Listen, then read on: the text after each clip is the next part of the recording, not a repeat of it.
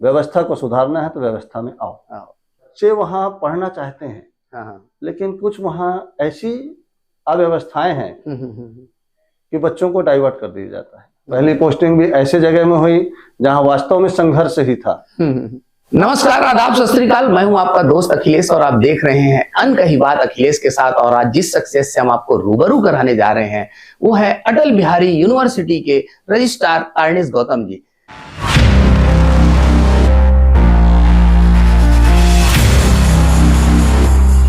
अर्निश जी, बचपन से ही सपना था कि शिक्षाविद बनना है, या पढ़ते पढ़ते लगा कि नहीं अब ये लाइन ही अच्छी है, आपके स्वभाव के अकॉर्डिंग, तो फिर आपने शिक्षाविद बनने का सोचा? इसमें पारिवारिक जो बैकग्राउंड होता है वो सबसे ज्यादा महत्वपूर्ण होता है जी। अब पारिवारिक बैकग्राउंड में ऐसा रहा कि पिताजी रेलवे में नौकरी रहे और CNW में जेई थे, तो उन्होंने हम सभी को शिक्षित करने के लिए सबसे पहले बीड़ा उठाया। 8 भाई बहन हुआ करते थे, सभी को पढ़ाने का। तो जिस प्रकार स्कूल में और कॉलेज में शिक्षा मिली, शिक्षकों के सानिध्य में जैसे रहे, तो पढ़ने और बोलने की एक आदत अपने आप आने लगी। वह आदत बोलने की जब हुई तो क्लास लेना शुरू हो गया था जी। और पढ़ते पढ़ते ही शनिवार को महाविद्यालय में ऐसा होता था कि हमको कोई एक टॉपिक दिया जाता था कि इस पे आज आपको बोलना है, और वह बोलना तो उसकी तैयारी करनी पड़ती थी और बिना देखे बोलना है। तो जब बोलकर निकलते थे, लोग शाबाशी देते थे, तब लगता था कि ये जॉब अच्छा है। उस जॉब की ओर इस तरह से जाना हुआ। नहीं तो घर में तो यही सोचते थे कि रेलवे में आ जाए, और रेलवे में आ जाए करके वो मुझे ITI भी करवाए। अच्छा जी। लेकिन वो ITI कोई काम नहीं आया। तो जैसे आपने बताया कि 8 भाई बहन थे आप लोग और पिताजी रेलवे में थे, तो बचपन तो काफी संघर्ष में रहा होगा। निश्चित है, क्योंकि सबकी आवश्यकताओं की पूर्ति करना एक गार्जियन के लिए, जब अब हम गार्जियन हैं तो हमको समझ में आता है कि वो किस प्रकार हमारी आवश्यकताओं की पूर्ति करते रहे होंगे। तो बहुत कुछ छूट जाता था, लेकिन जो मिल जाता था वो यादगार हो जाता था। स्टूडेंट लाइफ में आप अखिल भारतीय विद्यार्थी परिषद से भी जुड़े रहे और काफी पॉलिटिक्स में भी रहे आप विद्यार्थी परिषद के, तो वो कैसा अनुभव रहा और उसका कितना फायदा आज के जीवन में आपको मिल रहा है? विद्यार्थी परिषद में आना वास्तव में एक टर्निंग पॉइंट रहा। 1994 में प्रोफेसर नवकांत देव जी से सानिध्य मिला, उन्होंने विद्यार्थी परिषद से जोड़ दिया। हालांकि संघ का एक जो बैकग्राउंड रहा वो पहले से रहा, बचपन काल से ही शाखा में जाना होता रहा खेलकूद के माध्यम से। लेकिन विद्यार्थी परिषद में जब मैंने अपने आप को जोड़ा, वहाँ पाया तो संगठन कैसे करना चाहिए और संगठन कैसे चलाना चाहिए, ये वहाँ से सीखने को मिला। बैठकों का दौर होता था, कोई योजना बनाई जाती थी तो किस प्रकार से उस योजना का क्रियान्वयन हो, उसको अंतिम लक्ष्य तक लेकर जाएं, तो इस पर लगातार मंथन होता था। और वो मंथन करना, वो योजना बनाना आगे की हमारी सीढ़ी बनती चली गई, जो आज हमको इस स्थान तक लेकर आई है। आप एक शिक्षाविद हैं, और जब आप स्टूडेंट थे और आज का जो स्टूडेंट है उसमें कितना अंतर महसूस करते हैं आप, कि आपके जमाने में कैसी थी पढ़ाई और आज जो पढ़ाई चल रही है, या आज जो स्टूडेंट्स का बिहेवियर है, कितना बदलाव आ गया है उसमें? पहले ही जैसे मेरी आपसे बात हुई, पारिवारिक बैकग्राउंड बहुत कुछ मायने रखते हैं। आज का बच्चा मोबाइल देखकर ही सब कुछ कर रहा है, उसके लिए गूगल गुरु ही सबसे बड़ा गुरु है। हमारे समय में तो ऐसा हुआ करता था कि अगर लाइब्रेरी से पुस्तक लेनी है तो 2 से ज़्यादा पुस्तकें नहीं मिलती थी, तो जिस पुस्तक को लाइब्रेरी से निकाल कर लेके जाते थे, क्योंकि पुस्तकें घर से खरीद के नहीं दी जाती थी, महाविद्यालय के में आने के बाद की बात है जी। तो 2 पुस्तक जो लेके जाते थे उसको कितनी जल्दी पढ़ दें तो तीसरी पुस्तक मिलेगी, तो उसको वापस करना होता था। तो पुस्तकों को इस प्रकार से हम रटने का मादा रखते थे जी। जब पढ़ाने का अवसर मिलता था तो उसी लिए हमको वह सुविधा होती थी कि रट डालते थे जी। अब के बच्चों में ये देखने को नहीं मिलता, वो पुस्तक नहीं पढ़ना चाहते, वो शॉर्ट नोट्स में जा रहे हैं और सफलता किसी शॉर्टकट से निर्भर नहीं नहीं आती। करती। जैसा कि आपने कहा कि सफलता का कोई शॉर्टकट नहीं है और आज का युवा जो है सफलता का शॉर्टकट ढूंढ रहा है, तो क्या कहना चाहेंगे आज की युवा को कि कैसे वो सफलता का शॉर्टकट ना ढूंढे और प्रोसेस पे ही चले? प्रयास, और प्रयास ऐसा होना चाहिए कि आपके लक्ष्य को प्राप्त कराए। शॉर्टकट किसी भी सफलता के लिए ना तो हितकर है और ना ही वह सफलता को प्राप्त करा सकती है। आपको किसी भी कार्य को करना है, एक प्रोसेस है, उस प्रोसेस में आपको जाना होगा। आप चाहें कि मैं 10वीं पास किए बिना 12वीं परीक्षा दे लूं या 12वीं पास किए बिना मैं ग्रेजुएट हो जाऊं तो नहीं होगा। तो ये एक सीढ़ी है, इस सीढ़ी को आपको लेके जाना पड़ेगा। जब तक आप इन पायदानों पर नहीं जाएंगे तो आगे आप नहीं जा पाएंगे। तो शॉर्टकट तो किसी भी सफलता के लिए हमने जैसे सीखा है वो वाजिब नहीं है और ना मिल सकती है। जी, भारतीय शिक्षा पद्धति जो है मोस्टली अगर आप देखेंगे तो हर बच्चा आज और हर माँ बाप, कोई भी माँ बाप अपने बच्चे को टीचर बनने के लिए नहीं पढ़ा रहे हैं। हर माँ बाप चाहता है कि उसका बच्चा डॉक्टर बने या इंजीनियर बने, लेकिन फिर बच्चे पढ़ते हुए अपनी रुचि के हिसाब से जरूर टीचर बनते हैं, लेकिन टीचर एक लास्ट ऑप्शन होता है जो मैंने देखा है समाज में। इसके बारे में आपकी क्या राय है? मैं अपने समय के लोगों की बात करता हूँ।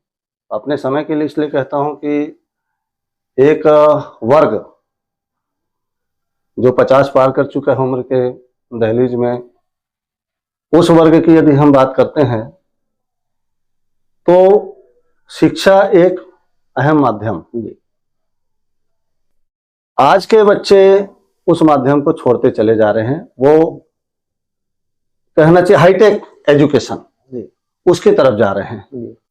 हर कोई चाहता है, माँ बाप अभी जैसे आपने कहा कि वो डॉक्टर बन जाए, इंजीनियर बन जाए। आज के बच्चों में जो स्ट्रेस है, प्रेशर है, हमारे समय में नहीं हुआ करता था। हम जब 6वीं में गए तो अंग्रेजी पढ़ना शुरू हुआ।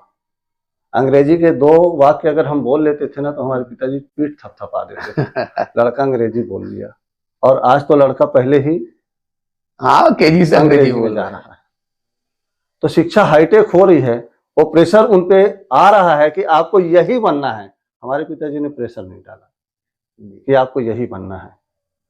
हम भी अपने बच्चों पर प्रेशर नहीं डालते कि आपको क्या बनना है। वो आप तय करोगे कि आपको क्या बनना है और वो बनना आपको है।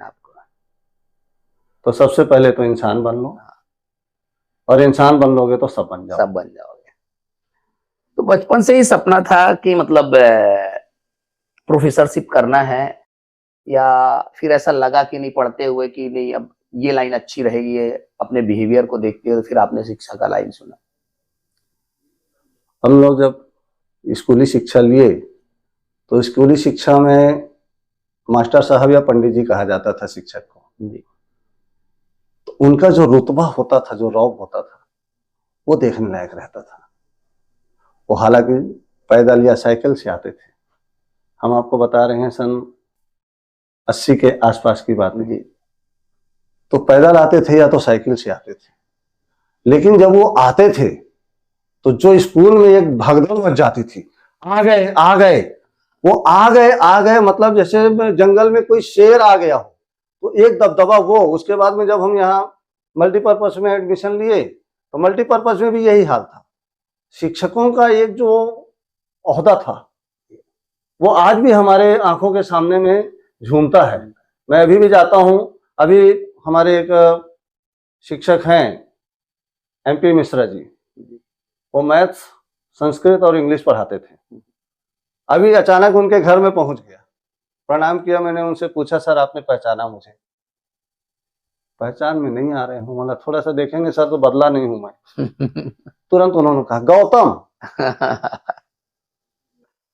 मतलब उस समय का तो उनकी जो याददाश्त और उनका जो तरीका रहा वो वास्तव में प्रभावित करता रहा। महाविद्यालय में आए, महाविद्यालय में ही वैसे हमको ऐसे ही प्राध्यापकों के साथ में सानिध्य मिला। उन लोगों ने भी मतलब हृदय से, आज भी हम उनके पास जाते हैं तो उतना ही हमको स्नेह करते हैं। और उनका जो रुतबा रहा वो आकर्षक, तो वो आकर्षण जो रहा वो धीरे धीरे धीरे इस वृत्ति की ओर ले आया। भारत में पहले भी गुरु शिष्य परंपरा रही है और अभी आज के समय में जो है वो गुरु शिष्य परंपरा देखने को नहीं मिलती। और जैसा आपने अपने समय की बात कही कि आप लोगों का जो दौर था उसमें शिक्षकों का बहुत सम्मान था, आपको लगता है कि आज के शिष्य भी उतना ही सम्मान दे रहे हैं गुरुओं को? वो शिष्य हैं क्या, पहले ये पूछना पड़ेगा। जो अपने गुरु का सम्मान न करे वो शिष्य नहीं हो सकता। क्योंकि गुरु और शिष्य की जो परंपरा कहते हैं, जो हम और जो जिस शिष्य की बात करते हैं, तो शिष्य तो तभी आएगा जब वो गुरुत्व को मानेगा। और हम अपने बच्चों को अपने से दूर रख रहे हैं। ज्यादातर आप देखेंगे बोर्डिंग स्कूल में भेज दिए जा रहे हैं, न वो घर के माहौल को पा रहे हैं और ना ही शिक्षक के सानिध्य को पा रहे हैं, संस्कार नहीं मिल पा रहे हैं। तो जब ऐसा रहेगा तो बच्चे में वो हम शिष्यत्व का भाव कैसे जागृत करेंगे? वह धीरे धीरे धीरे आता है, एक दिन में नहीं आता। और एक दिन में हम यहाँ चाह रहे हैं तो संभव नहीं है। शिक्षाविद होने के नाते मैं आपसे पूछना चाहूंगा कि कैसे हम सुधार कर सकते हैं इस पद्धति को वापस, जैसे जो पुरानी परंपराएं थी, गुरु शिष्य की जो परंपरा थी, कैसे वापस से आज के युवाओं के मन में वो भाव डाल सकते हैं, गुरुओं के प्रति जो आदर था, प्रेम था, सम्मान था, कैसे डेवलप किया जा सकता है? आपने कहा परंपरा, तो परंपरा को लाना पड़ेगा। जब तक वो परंपरा नहीं आएगी तब तक यह भाव नहीं आ सकता। जी, जैसे कि अब मुझे याद है अपने टाइम में भी और आपके टाइम में भी, जी गुरु कभी भी अगर होमवर्क करके नहीं जा रहे हैं या कुछ तो मार दिया करते थे। अभी आज के समय में मतलब डांटना भी मतलब वो हो गया है कि मतलब बच्चे को आप डांटते भी नहीं है, टीचर्स डांटते भी नहीं है। और इसकी वजह से बच्चे, तो इसका कितना प्रभाव है कि मतलब बच्चों को डांटना चाहिए या नहीं डांटना चाहिए, या उन्हें पनिशमेंट देना चाहिए या नहीं देना चाहिए? अखिलेश जी, आप विकट प्रश्न कर दिए हैं। और इस प्रश्न का यदि मैं मन से जवाब दूं, नहीं मन से ही दीजिए, तो इसमें बहुत कटाक्ष होंगे। नहीं आप मन से दीजिए। लोग कहेंगे कि ये आज भी आदम जमाने में जाना चाहते हैं। नहीं तो वही तो परंपराएं थी। और आज अगर आप देखें समाज में सारी चीजें, पुरानी चीजें ही वापस आ रही हैं। आज अगर हम खाने की बात करें तो मिलेट्स क्या है, जो हमारे बुजुर्ग खाते थे वही आज आप फिर से, तो चीजें तो वापस घूम के आती ही हैं। तो आप मैं आपसे वही चाहता हूं कि आप वही आंसर दीजिए जो है रियल। पहले परिवार हुआ करते थे जी, और परिवार का कहने मतलब संयुक्त परिवार होता था जी। संयुक्त परिवार में लोग अपने बच्चे की ओर कम ध्यान देते थे, हाँ, अपने परिवार में जो बच्चे हैं उनके तरफ ज्यादा ध्यान जाता था। और वो परिवार आज पड़ोस में बदल गए हैं। और पड़ोसी से संबंध सबके बेहतर हो या अच्छे नहीं, जी, जरूरी नहीं है ये। जब हम परिवार के लोगों को ही नहीं देख पा रहे हैं, हम उनके बच्चों के साथ में अपने बच्चों का तालमेल नहीं बिठा पा रहे हैं। अब पहले ये भी देखिए आप, एक ही घर में हम देखें तो कितने भाई बहन होते, जैसे हम 8 भाई बहन हुआ करते थे जी। अब 8 भाई बहन हुआ करते थे तो अगर कोई ऐसी परिस्थिति निर्मित भी हो जाती थी तो पिताजी कहते थे एक चला भी जाएगा तो 7 बचे। अब तो एक ही है, एक चला जाएगा तो कौन बचेगा? यह भी एक समस्या है जी। हम अपने बच्चों को कि वह एक ही है, कुछ कर लेगा तो हम उसको कुछ करने नहीं देते और हम कुछ करते नहीं हैं। अब हम कुछ नहीं करते हैं, उसको कुछ करने नहीं देते, तो जब वो स्कूल में जाता है वहां भी उसके लिए कुछ नहीं किया जाएगा, क्योंकि अगर डांट दिया और कुछ कर लिया तो हम तुरंत पहुंच जाते हैं जी। पहले हमको ये सुधार लाना पड़ेगा कि आपके साथ बच्चा कितना समय रहता है, आप बच्चे के साथ कितना समय रहते हैं, और जो शिक्षक है वह बच्चे के साथ कितना समय देता है। तो आपसे ज्यादा आपके बच्चे के हित की बात उसका शिक्षक करता है। तो शिक्षक यदि करता है तो सही करता है, आपको ये मानना होगा। और आप इसी विश्वास के साथ अपने बच्चे को इस शाला में रखे हैं कि वहां के शिक्षक अच्छे हैं, तो फिर उन पर विश्वास करें। अगर आपके बच्चे को डांट रहे हैं, जो जिससे जितना प्रेम करता है वह उसे उतना ही संभाल कर रखना चाहता है, भय होता है कहीं यह बिगड़ ना जाए, इसलिए उसको डांटता है। ये आपको मानना पड़ेगा। जब आप इसको मानने लगेंगे तो फिर आपकी जो समस्या है कि बच्चा नहीं मानता है, नहीं सुनता है, वो समाप्त हो जाएगी। अन्यथा बाद में आप शिकायत करेंगे कि मेरा बेटा मेरी नहीं सुनता है। आपके संघर्षों की कहानी जानना चाहेंगे। बड़ी रोचक संघर्ष गाथा रही है आपकी, जो हमने सुना है कि पीएससी का एग्जाम उस दौर में बहुत लेट में हुआ और आपकी उम्र जो है वो निकलती जा रही थी, तो इस विषय में क्या कहना चाहेंगे आप? असिस्टेंट प्रोफेसर में 1991 में पीएससी के द्वारा, मध्य प्रदेश हुआ करता था, पीएससी के द्वारा पोस्ट निकले। 1993 से परीक्षा पश्चात ज्वाइनिंग शुरू हुई और 1996 में 1991 की जो परीक्षा थी उसकी ज्वाइनिंग समाप्त होती है। इसके बाद 2 बार बैकलॉग में भर्ती होती है और जो हम जनरल पीएससी जिसको कहते हैं वह असिस्टेंट प्रोफेसर के लिए नहीं हुई, वह जाकर होती है 2009 में। तो 18 वर्षों का ये जो अंतराल था और इसी दौरान हमारे पीजी हो गए। पीजी हो गया तो मेरिट लिस्ट में थे। हमारे गुरुजी हुआ करते थे डॉक्टर गोकर्ण दुबे जी, उन्होंने कहा कि तुम जाओ पढ़ाने का काम करो, इधर उधर कहीं नहीं जाना। फॉर्म भरवा दिए, गवर्नमेंट कॉलेज मस्तूरी में हमारा चयन हो गया, वहां जाकर पढ़ाने लगे। पीसी जैन साहब थे सीएमडी कॉलेज में प्रिंसिपल, उनसे परिचय हुआ तो बीच में ही हमको बुला लिए। तो 6 वर्ष फिर हमने सीएमडी कॉलेज में अपनी सेवा दी। इसके बाद में गवर्नमेंट में संविदा में हुआ तो हम कुछ में चले गए, 6 वर्ष वहां रहे। लेकिन इस दौरान जो उतार चढ़ाव आते रहे, कुछ लोगों का व्यवहार वह दुखित करता था। नेट पास किए, उस समय एमपी स्लेट हुआ करता था 1999 में, तो इक्विवेलेंट टू नेट, वो उसको पास करने के बाद एमफिल कर लिए, पीएचडी कर लिए, लेकिन परमानेंट नहीं हो पाया। तो एक दिन भाव आया, पिताजी से चर्चा हुई कि हम बप्पा जी कहते हैं, बप्पा जी अब हम पढ़ाएंगे नहीं। तो बड़े व्यथित होकर बोले क्यों? बप्पा जी तनख्वाह नहीं मिलती है। चिंता मत करो, सब चीज को पैसे से नहीं देखा जा सकता। 4 लोग आते हैं तो आपको प्रणाम करके सर बोलते हैं ना, आप इसको रखो, अभी हमको पेंशन मिलती है, तुम्हारा घर चल रहा है ना, खेती बाड़ी से कुछ आ जाता है ना, क्या चिंता है? तो हम बोले उनको कि हम क्यों ना खेती बाड़ी कर लें। बोले जब कुछ नहीं कर पाओगे तब करना, अभी तुम्हारे पास समय है, करो। उम्र की जो दहलीज है धीरे धीरे धीरे पार होती जा रही थी। पीएससी 2009 निकली, उसके लिए भी संघर्ष करना पड़ा। आमरण अनशन में बैठे थे हम, तब जाकर हमको पीएससी से रिक्रूट करने का गवर्नमेंट ने ऑर्डर निकाला था। तो लास्ट डेट ऑफ बर्थ जो उन्होंने मांगा था 1/1/73, वो हमारा था।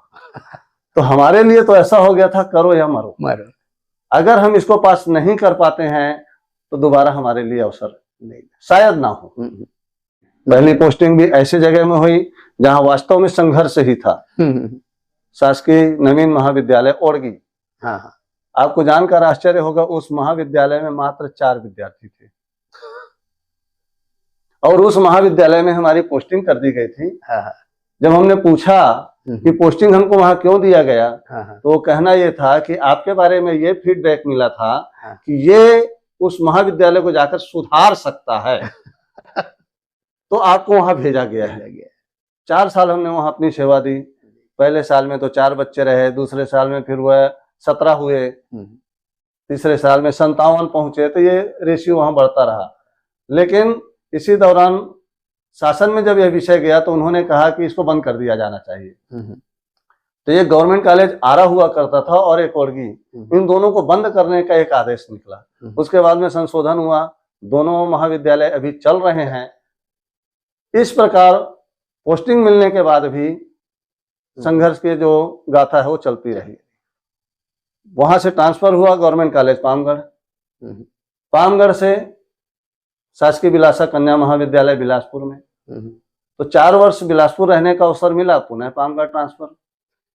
अब पामगढ़ में बच्चे वहां पढ़ना चाहते हैं, लेकिन कुछ वहां ऐसी अव्यवस्थाएं हैं कि बच्चों को डाइवर्ट कर दिया जाता है।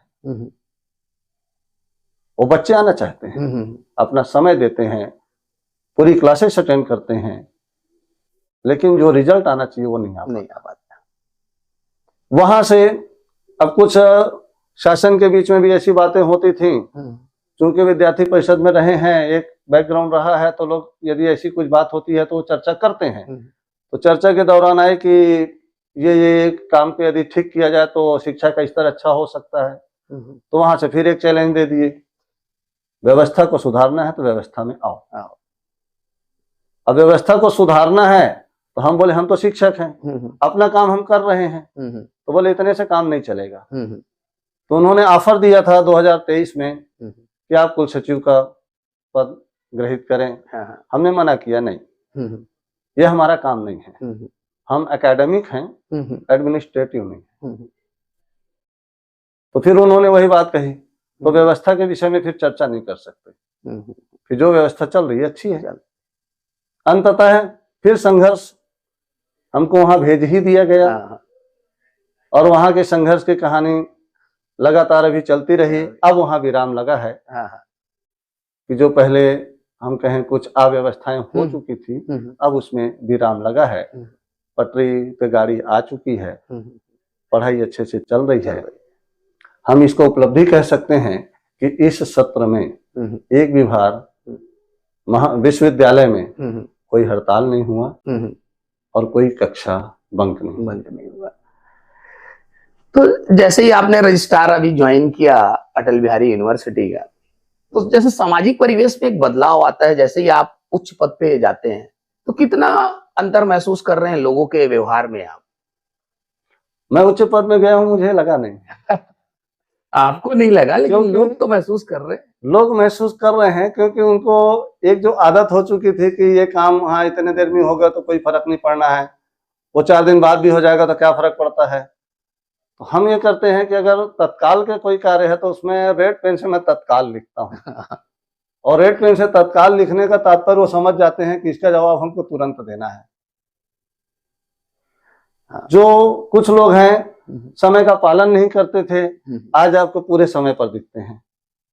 सब ऐसे नहीं है, कुछ लोग तो अब समय का पालन कर रहे हैं। उनको लगता होगा कि कैसा व्यक्ति आया है, क्योंकि प्राध्यापक हैं तो प्राध्यापकों से मधुर संबंध पहले से हैं, तो उनको ऐसा लगता है कि कोई हमारा व्यक्ति आ गया है। तो हमको तो ऐसा नहीं लगा कि उच्च पद में पहुंच गए हैं, क्योंकि हमें ये याद है फिर वापस हमको वहीं आना है। सही है। आर्निश जी, बहुत अच्छा लगा आपसे बात करके, और मुझे ऐसा लगता है कि आपका इंटरव्यू देखने के बाद ना बहुत सारे यूथ मोटिवेट होंगे, और मुझे ऐसा लगता है कि आपको देखने के बाद शिक्षाविद की ओर भी लोग बढ़ेंगे, मतलब शिक्षा के क्षेत्र में भी आना चाहेंगे, क्योंकि आपकी कहानी बहुत इंस्पिरेशनल है। तो बहुत बहुत धन्यवाद आपका कि आपने अपना कीमती समय दिया उसके लिए। नमस्कार।